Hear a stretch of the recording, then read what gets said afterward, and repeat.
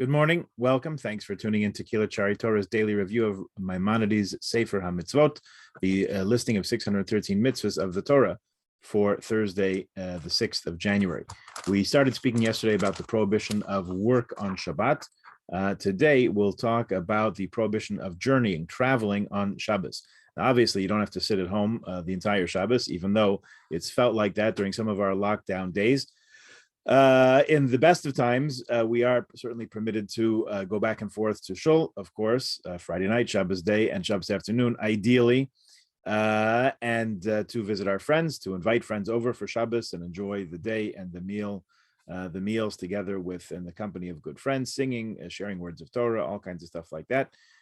So the prohibition of journeying, traveling on Shabbos talks about really traveling from one settled area to another, to leave your shtetl, to leave your village, your town, and to journey to another one is the prohibition that we're talking about. The tradition, the rabbinic interpretation, fixes the limit beyond which you're forbidden to go, at 2,000 cubits, let's say roughly a kilometer, past the boundaries of the town, in other words, the settled area of where you live. Now, if you were to start out at Kehillat Torah, 2640 Bayview Avenue, corner of Fifeshire, and you were to travel on foot, let's see, the course, the length of the day of Shabbos, I'm not sure you'd be able to come to the end of the settled Greater Toronto area.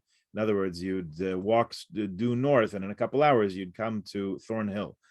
Pass through Thornhill, I don't even know what's after that. Yeah, Newmarket or whatever's up there, York Region, Richmond Hill, you just keep going. And it's settled area after settled area. It's one contiguous area of settlement. So you can walk and walk really all Shabbos and you wouldn't come to the end of the GTA. Let's say you live in a little, a tiny village in Northern Ontario somewhere. That's the situation where if you were to start traveling on Shabbos, you would come to the end of the settled areas. You'd come to the end of the houses and you'd find empty roads with farmland or whatever it is.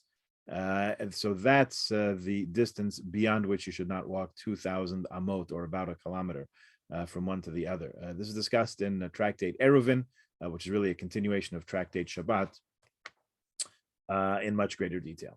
One more prohibition we'll talk about today, because it does have to do with Shabbos also, is we're forbidden to carry out punishments of wrongdoers on Shabbos. And this is derived actually from a verse, again, in our very own Chumash that we're in the middle of reading right now, Exodus, book of Exodus, Chumash Shmos, where it says, Lo sevaru eish b'chol moshveiseichem b'yom haShabbat. You should not kindle any fire throughout your habitation, throughout the places where you live, your settled areas, on Shabbos.